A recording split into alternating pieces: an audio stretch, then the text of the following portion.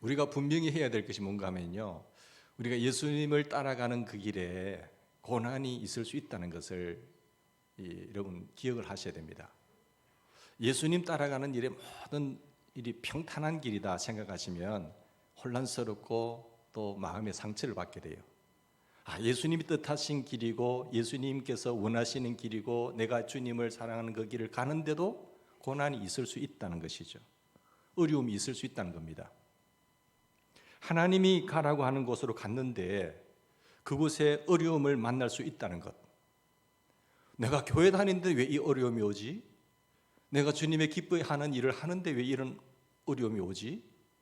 아이고, 나 하나님이 안 계신가 보다. 그렇게 생각하시면 안 되는 거예요. 넘어지는 거예요. 마귀의 올무에 넘어지는 것입니다. 여러분, 하나님과 동행했던 신실했던 요셉 보세요. 하나님을 누구보다도 사랑했잖아요. 그런데 감옥에까지 갔어요. 부모님 곁을 떠나가고 다른 나라로 팔려갔어요. 하루 3번씩이나 하나님을 향해서 창을 열고 기도하던 다니엘 보세요. 다니엘이 사자굴에 들어갔잖아요. 하나님을 사랑하고 하나님을 따라가고 하나님을 기뻐하시는 일 속에도 어려움이 있을 수 있다는 것을 성경은 많이 증거해 주고 있습니다. 여러분, 초대교회 성도들 보십시다. 성령이 충만했습니다. 그래서 복음을 전했지만 유대인들의 조롱을 받았습니다. 유대인들이 조롱받을 뿐만 아니라 유대 종교 지도자들을 통해서 박해를 받았어요. 그래서 서대반 집사님이 죽습니다. 순교를 당합니다. 근데 참 교회인 밖의 사람들, 세상 사람들에 의해서 이렇게 핍박을 받고 고난을 당하면 좀 참을 만한데, 견딜 만한데 교인들끼리 죽이고 핍박하고 박해하는 것은 참 견디기 힘들단 말이에요. 서대반 집사님이 순교할 때 세상 사람들에게, 불신자들에게 여러분 박해를 받았을까요? 돌에 맞아 죽었습니까? 아닙니다. 교인들에게 못 박혔어요. 돌로 쳐 죽임을 당했어요. 유대인들입니다. 자신들이 잘 믿는, 하나님을 믿는다고 하는 종교 지도자들에 의해서 박해를 받았던 거예요. 그게 더 마음이 아픈 거잖아요. 세상 사람들이니까, 불신자들이니까 우리는 견딜 수 있어요. 그런데 서대반의 순교는 열심히 교회 다니는 그런 사람들에 의해서 돌에 쳐 죽임을 당했다는 것이죠. 그러다가 드디어 이제 정치적인 박해까지 오게 됩니다. 정치적인 박해, 헤롯 왕에 의해서 박해를 당하지요. 자, 헤롯이 첫 사도인 야고보를 죽입니다. 목 베어 죽여요. 사도 중에 처음으로 야고보가 순교를 합니다. 그전에는 평신도였지만 이제는 사도까지 죽여요. 자, 사도들의 청교 순교 나온 건데 그랬더니 유대인들이 너무너무 기뻐하는 거예요. 세상 사람입니까? 불신자입니까? 아니에요. 유대인입니다. 하나님의 택함 받은 사람들이잖아요. 박수 치는 거예요. 야, 우리 편이 이겼다. 하나님이 저 정치 권력자 헤롯을 통해서도 우리 마음에 안 드는 예수님을 전한다는 그런 사람을 죽이네. 할렐루야 했잖아요. 헤롯은 이런 정통성이 없는 왕인 까닭에 많은 백성들의 지지를 얻지 못했습니다. 근데 유대인들의 지지를 받아, 유대인들이 환호를 받고 이 야고보 사도를 죽이니까 유대인들이 딱 이렇게 자기 편으로 돌아오지 않습니까? 그래서 그 힘을 받기 위해서 이제 베드로까지 잡아 죽이려고 해란이 된 거예요. 그 다음 날 이제 명령 내려가지고 베드로를 잡으러 오라 해가지고 베드로를 잡아서 감옥에 가두었습니다. 가뒀는데 마침 무교질이라 죽일 수는 없고 그 다음 날을 기다리고 있는 겁니다. 베드로는 감옥에 갇혔습니다. 그런데 성경에 보니까 놀라운 기록이 있잖아요. 옥에 잡힌 베드로는 그 밤에 잠을 자고 있었다는 겁니다. 교인들은 기도했어요. 우리 베드로 사도 잡혔다. 이제 내일 죽일 건데 우리 기도하자. 교인들은 간절히 기도했습니다. 그런데 옥 밖에 있는 사람들은 기도했는데 당사자인 옥 안에 있는 갇혀 있는 베드로가 잠을 푹 잤다는 것 아니겠어요? 지금 잠이 올 시간입니까? 내일이면 이제 사형인데 그것도 간수들이 지금 지키고 있고 불편한 자리입니다. 안방도 아닙니다. 감옥인지 안방인지 그것도 모르게 잠을 푹 잔 거예요. 깨워도 잘 일어나지 못할 정도로 옆구리를 쳐서 주의 사자가 깨울 정도니까 얼마나 깊이 잔지 아시겠죠? 길거리에 나와서 천사가 떠난 다음에야 진짜 내가 옥에서 풀려났구나, 그렇게 알게 된 것입니다. 어떻게 그럴 수가 있겠습니까? 여러분, 내일 내가 죽는데, 지금 감옥 안에 있는데 어떻게 잠을 푹 잘 수가 있죠? 옥 밖에서는 교인들이 철야하면서 지금 기도를 하고 있는 상황에 베드로야말로 정말 철야 기도해야 할 사람 아닙니까? 옥중에서 그 감옥 안에서 잠이 올 시간 아니잖아요. 정신이 아니잖아요. 그 감옥 안에서 기도해야죠.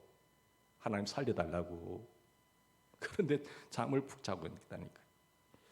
근데 정말 우리가 여기서 보면 베드로에게 무엇을 볼 수 있습니까? 믿음을 볼 수 있다는 거예요. 믿는 구석이 있다는 것이죠. 여러분, 하나님께서 오늘 이 시간에 우리에게 말씀하시고자 하는 중요한 메시지를 들으셔야 됩니다. 예수를 믿어도, 교회를 다녀도, 내가 주일 열심히 한데도 어려움이 올 수 있다는 사실. 그러나 그런 상황 속에도, 환경 속에도 믿음을 지켜라. 끝까지 믿음을 지켜라. 나를 신뢰하라. 나를 믿고 따라오라는 그 사실이죠. 무엇이 베드로를 하여금 죽을 수 있는 그 전날 밤에 이처럼 깊이 잠을 잘 수 있었습니까?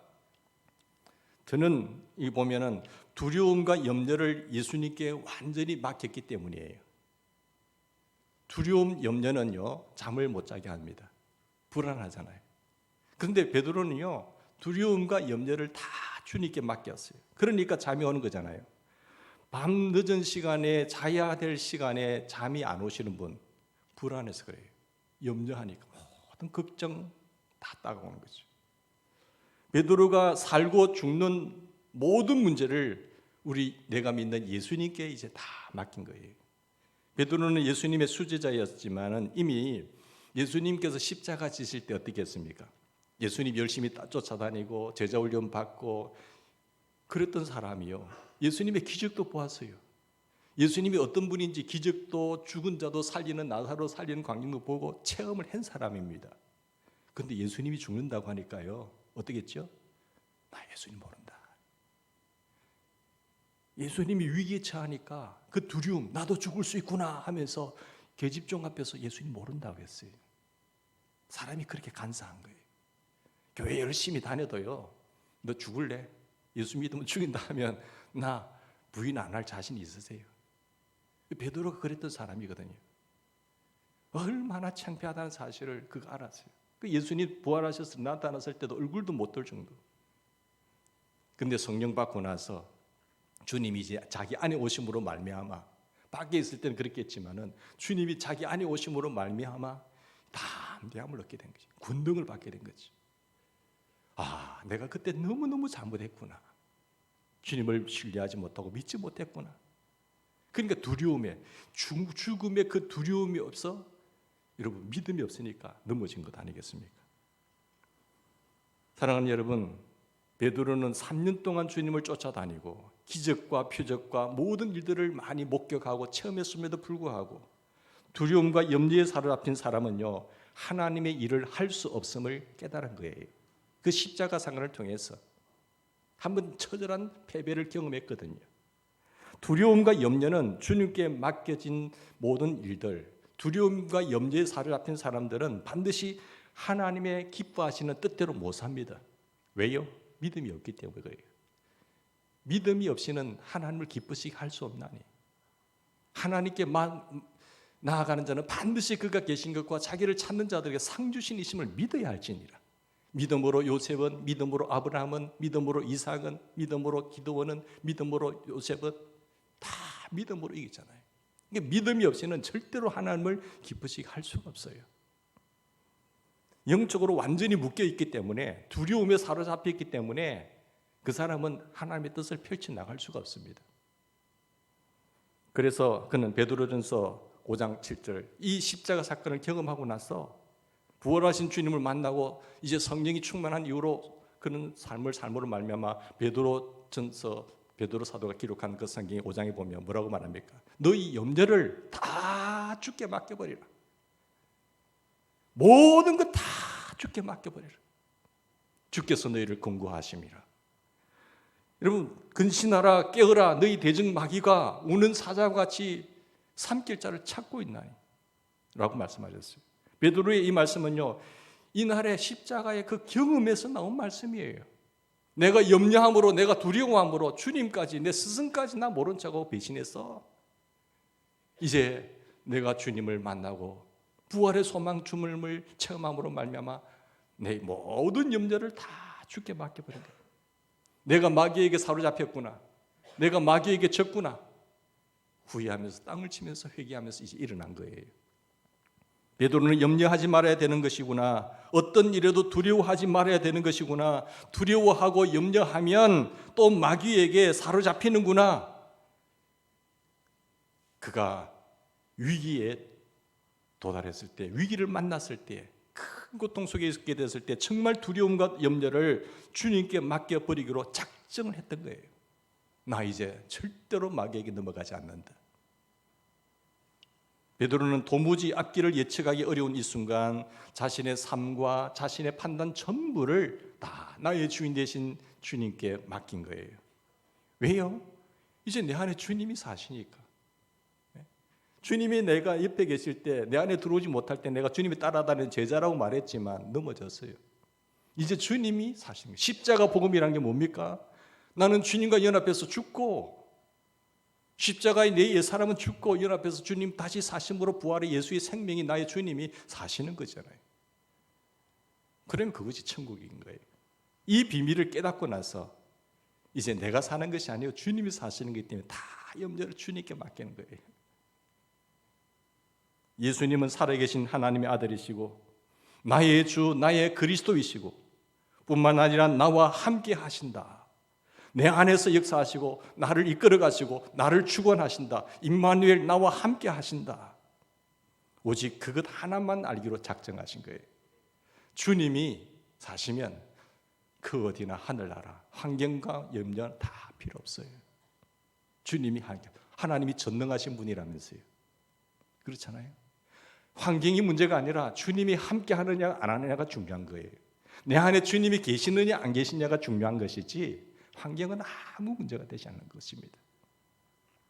이 믿음이 베드로로 하여금 내일 아침이면 죽을 수 있는 그런 형편의 상황 속에 있는 베드로가 그 믿음으로 잠을 푹 잔 거예요. 감옥인지 안방인지 모를 정도로.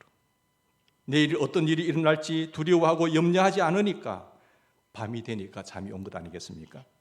베드로는 오로지 뭡니까? 전도자의 사명으로서 사는 삶이에요. 주님이 내 안에 오시면, 성령이 충만하면, 성령이 임하면 권능이 임하게 되는 것이고 주의 증인으로 삶을 살게 되는 것입니다. 더 이상 좋은 곳, 편안한 곳 찾아다니는 사람이 아닙니다. 베드로가 항상 바라본 것은 이곳이 편안한 곳인가, 이것이 좋은 곳인가, 그런 환경을 따진 것이 아니라 사람이 있는 곳이면 나는 어디든지 간다는 사실이에요. 내가 있는 그곳은 하나님께서 보내신 선교지라고 생각했던 것이죠. 감옥도 나의 사명지고 자신을 죽이려 하는 자들도 나 다 전도 대상자다라고 얘기를 뿌린 것이었습니다.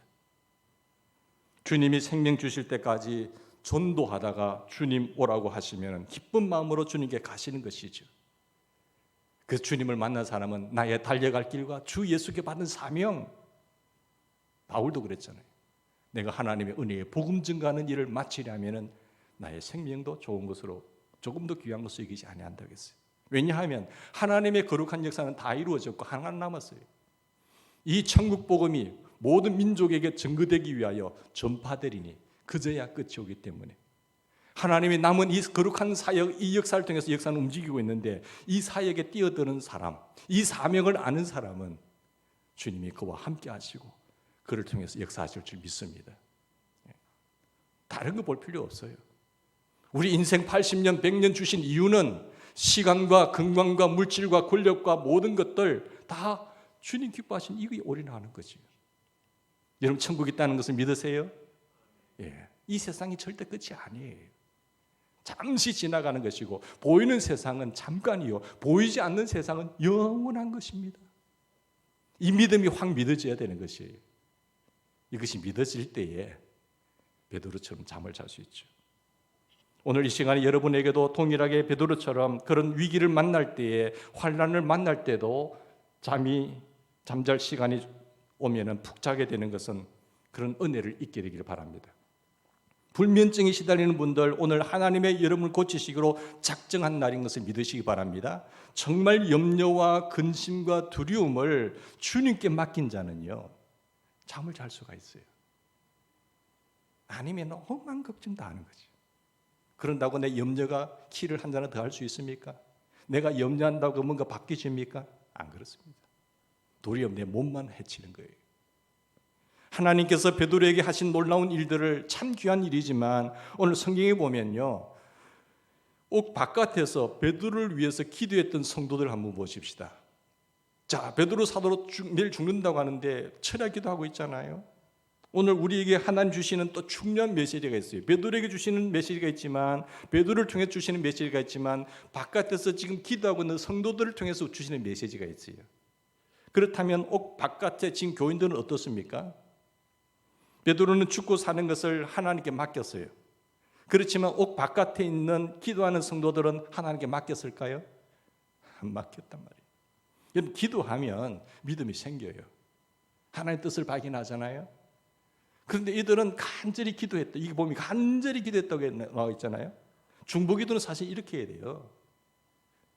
같이 간절히 기도하는 것. 그들이 기도했기 때문에 하나님께서 베드로를 살리실 수가 있었잖아요. 그런데 보면 한 가지 아쉬운 것은, 기도는 간절히 하면서도 베드로가 살아나서 자기 집 앞에 와서 문을 두드리고 왔는데 안 믿은 거예요. 베드로를 리가 없다. 로데가 나가서 보니까 베드로 소리가 놀래갖고, 여러분, 베드로 사도가 나왔어요. 헤롯이 저들도 예수 믿는 사람들이라고 죽일까 봐 문 잠가놓고, 자기도 잡힐까 봐 문 잠가놓고 지금 기도하고 있거든요. 그런데 문 열어달라고 하니까 로데가 소리를 듣고 너무 기뻐서 나가서, 여러분, 베드로 사도가 와서 했는데 너 지금 엉뚱한 소리 하지 마라. 안 믿었어요. 성도들이 기도하는 처소로 왔을 때에 두려웠어. 문 잠가놓고 믿지 않았던 거죠. 베드로가 왔다고 하면 정말이냐고, 할렐루야, 할렐루야, 하나님 응답하셨습니다. 그러면 그렇지, 하나님 살아계시지, 이래야 될 것 아니겠어요? 로데야, 너 이렇게 됐어? 기도하면서도 그렇다니까요. 확실히 안 믿었다는 증거입니다. 베드로가 확실히 살아나는 줄을 정말 안 믿었다는 것이죠. 기도는 하고 있었지만 하녀가 지금 베드로의 소리를 들었다고 그랬더니, 그러나 그의 천사였을 거야. 베드로 천사가 와서 그렇게 이야기할 거야 라고 말했다고 그랬습니다. 오늘 하나님께서 정말 열심히 기도하던 예루살렘 교회 교인들을 통해서 우리에게 주는 교훈이 있습니다. 여러분, 지금도 많은 성도들이 이런 정도의 믿음을 가지고 있단 말이에요. 이런 정도의 믿음을 가지고 교회를 다니고 있습니다. 기도는 열심히 합니다. 기도는 간절히 합니다. 그러나 마음에는 응답이 없어요. 평안이 없어요. 이게 꼭 우리의 처지 아닐까요? 하나님은 베드로를 살려내기로 작정하셨는데 하나님의 주권이죠. 야고보는 순교하기로 했고, 스데반 집사도 순교하기로 했고, 베드로는 살려내기로 하나님의 뜻이 그 주인 마음이에요. 그 응답을 주시게 되어 있는데, 기도하면 마음에 믿어지게 되어 있잖아요. 이미 마음의 답을 얻었는데 이들은 기도하면서도 안 믿었다는 게 참 신앙의 아이러니잖아요. 그들은 왜 기도를 하면서도 하나님 응답을 받지 못했을까요? 전능하신 하나님께 기도하면서도 세상 권력에 주눅이 드는 겁니다. 자, 이들이 헤롯의 그 정치 권력이, 스데반 집사가 죽고 야고보 사도가 죽는 것을 보았잖아요. 두려웠어.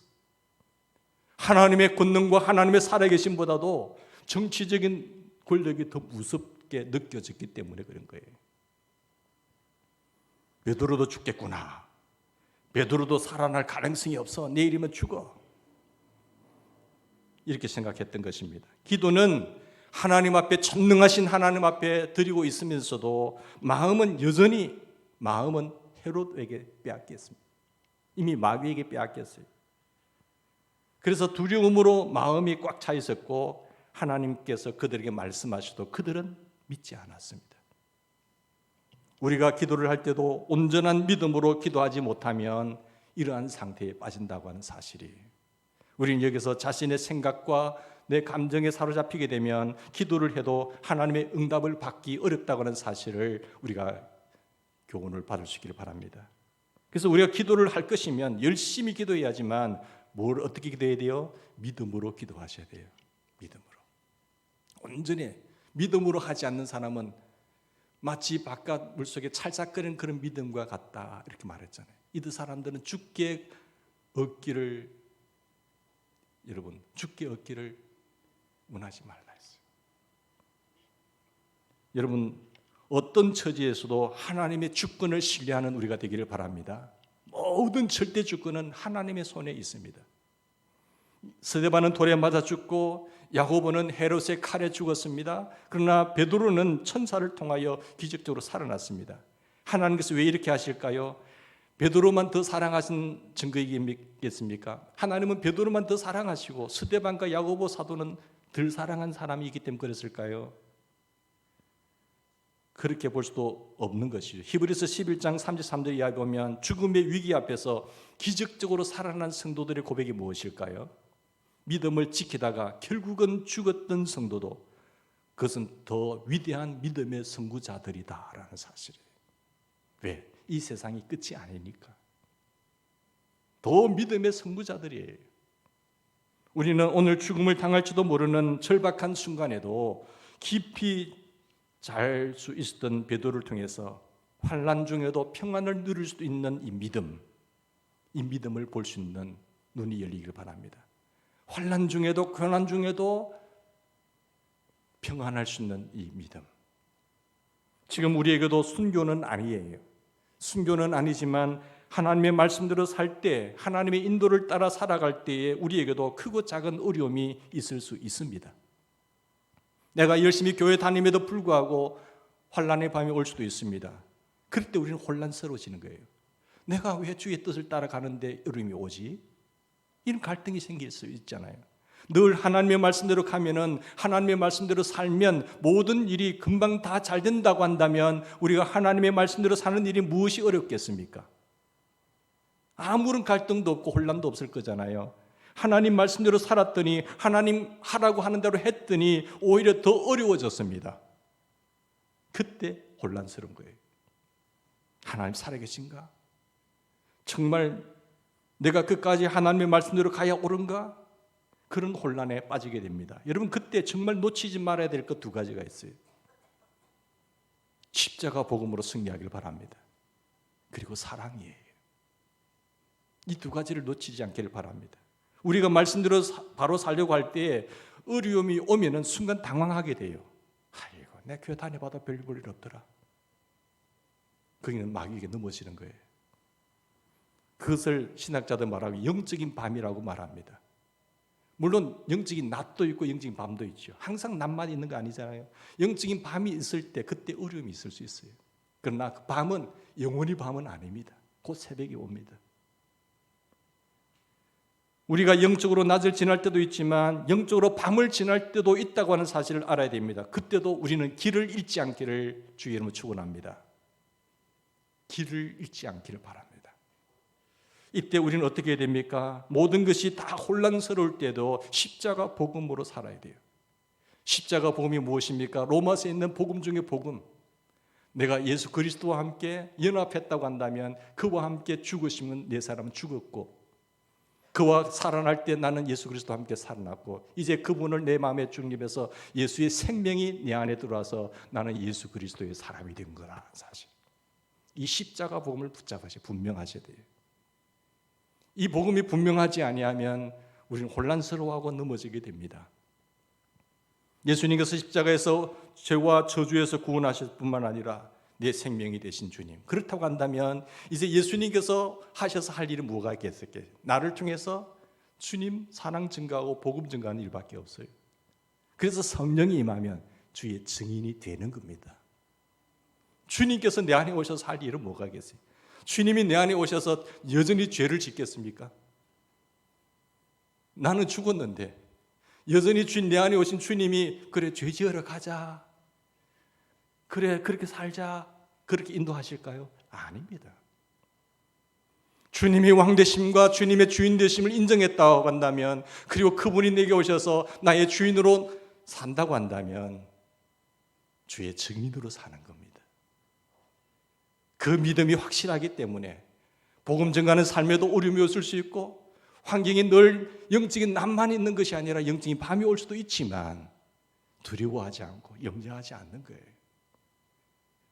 왜? 주님의 부활을 믿기 때문에. 이 세상에 사는 것이 잠깐인 것을 내가 알기 때문에. 주님이 있는 곳이 천국이죠. 주님이 없는 댁을 아무리 좋은 집이라고 하더라도 그것은 지옥이에요. 천국이 어디 있나요? 물었습니다. 내 주 예수 모신 곳이 그 어디나 하늘나라. 천국이 네 마음에 있느니라. 왜 우리 마음에 있다고 했죠? 주님이 내 안에 계시니까요. 여러분, 고난주간을 보내면서 우리가 더 십자가를 바라보면서 십자가의 복음이 무엇인가 우리 마음에 확 살아나기를 바랍니다. 예수님 내 안에 계신 것을 확신하시기를 주의 이름으로 축원합니다. 십자가의 진리와 이 사랑, 이 두 가지만 붙잡는 사람에게는 반드시 주님의 평안이 임하게 되어 있습니다. 평안하다는 말은 무엇일까요? 길을 찾았다는 거예요.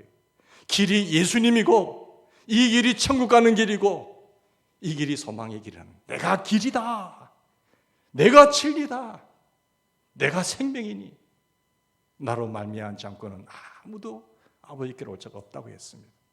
우리가 길 찾았죠? 그 길을 따라 주님과 함께 동행하는 삶이 되기를 바랍니다. 그래서 환경이 문제가 아니라 이말 주님이 함께 하시느냐 안 하느냐가 중요해요.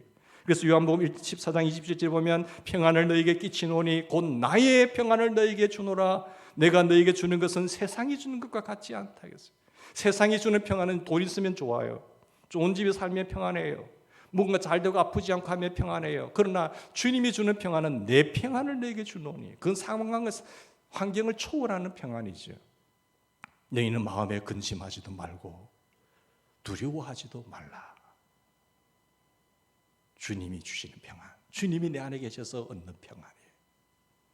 믿음이 좋다는 말은 무엇일까요? 단순히 착하고 성실하고 교회 열심히 다니고 봉사하고 11조 하는 생활을 될 수 있겠지요. 그러나 거기서 머무는 것이 아니라, 믿음이 좋다는 것은 오늘 말씀대로 하면은 죽을 날을 앞두고도 깊은 잠을 잘 수 있는 베드로와 같다는 거예요. 세상을 막 사는 사람들도요, 고난을 당하는 것을 각오하면 그 고난이 그렇게 어렵지 않습니다. 하나님 우리를 쓰실 때에 참 이 고난의 연단을 받지 못한 사람들은 하나님이 더 이상 그 사람을 크게 쓰실 수가 없어요. 우리가 자녀들을 기를 때에 하나님의 계획을 정확하게 알지 못하면 우리는 자녀를 애지중지하게 기른다고 하잖아요. 애지중지하게 길렀는데 하나님은 그 사람을 더 이상 쓰실 수가 없어요. 하나님이 전혀 쓰실 수 없는 사람으로 기르고 말 수가 있는 것이죠. 여러분, 시련이 있었습니까? 시련을 당하셔야 돼요. 저에게도 시련이 없기 전에는 참 갈등도 많았지만 시련을 겪고 나니까 이제는 문제가 안 돼요. 별로. 시련을 겪어본 사람은 웬만해서 이제는 흔들리지 않습니다. 여러분, 함께 하시는 예수님을 깊이 하는, 체험하는 시간이 시련을 통해서 옵니다. 나의 가는 길을 그가 아시나니 단련한 후에는 정금같이 나오게 돼요. 시련을 겪어보지 않는 사람은요, 왔다 갔다 해요. 조금 환경만 어려워지면 막 어쩔 줄 모르는 거예요. 그러나 하나님께서 우리를 연단시키고 훈련시키고 시련을 겪어보면요, 그 다음에는 문제가 안 돼요. 흔들리지 않습니다. 담력이 무엇인지 아세요? 담력. 고생이 무서운 것을 모르게 되는 것이죠. 중요한 것은 고생이나 어려운 일이나 힘든 일이 일어나기 할 때 그것이 문제가 아니라 예수님이 나와 함께 계시느냐 하는 거예요. 할렐루야. 예수님이 나와 함께 계시면 고생이나 어려움이나 불안, 그것은 아무 문제가 되지 않는다는 사실. 베드로 보세요. 베드로 감옥에 갇혔고 내일 죽어요. 그러나 아무리 교회를 다니고 열심히 기도한다고 하더라도 이 믿음 없이는 불안한 거예요. 교인들 보세요. 옥 밖에서 기도하면서도 안 믿었잖아요. 우리가 인생을 살아가는 동안에 영향을 끼치는 요소들이 있습니다. 집안의 배경, 내 학력, 재산, 건강, 재능 등이 내 영향을 끼치죠. 그러나 이 모든 요소들보다 더 중요한 것이 있습니다. 이 모든 요소들은 한꺼번에 다 뒤집을 수 있는 요소, 내 학력과 내 건강과 내 집안 배경과 내 경험과 모든 재능들을 뒤집을 수 있는 것이 뭘까요? 믿음입니다. 하나님은 이런 우리가 바라는 외모적인 것, 외형적인 것 이걸 보고 쓰시는 것이 아니라 하나님은 믿음을 보시고 쓰시는 거예요. 믿음이 없으면 그 사람은 걸림돌이 되는 겁니다. 믿음이 없이는 하나님을 기쁘시게 할 수가 없나니 믿습니까? 우리가 하나님께 나아간다고 한다면 그가 계신 것과 반드시 자기를 찾고 난 산자에게 상 주시심을 믿어야 할지니라. 믿음이 없이 주의 일을 하겠다고요? 그것은 본인에게도 저주고 교회에도 저주입니다. 우리가 보아야 할 건 무엇일까요? 사람의 믿음을 보시고 하나님 쓰신다는 겁니다. 하나님은 절대로 외모를 보지 않으세요. 우리가 보는 외모, 학력, 재능, 어떤 환경들 그걸 보는 것이 아니라 그 사람이 정말 하나님 마음에 합한 사람인지 믿음이죠. 예수 믿고 우리가 누리는 가장 큰 축복이 무엇일까요? 믿음으로 살게 된 것입니다. 할렐루야. 이 믿음으로 우리는 한 천국 가는 것이죠. 우리의 믿음은 어려움을 당할 때 드러납니다. 이 은혜와 축복이 우리 고난주간을 맞는 우리 모두에게 부활의 영광으로, 부활의 소망으로, 그 기쁨으로 맞이하는 우리 모두가 되기를 바랍니다. 고난의 길을 지을 때, 십자가의 길을 걸을 때 그것이 끝이 아니라 부활의 그 놀라운 아침이 있다는 사실을 믿고 천국을 바라보며 나가는 우리 믿음의 권속들 다 되시기를 주의 이름으로 축원합니다. 우리 같이 기도하십시다.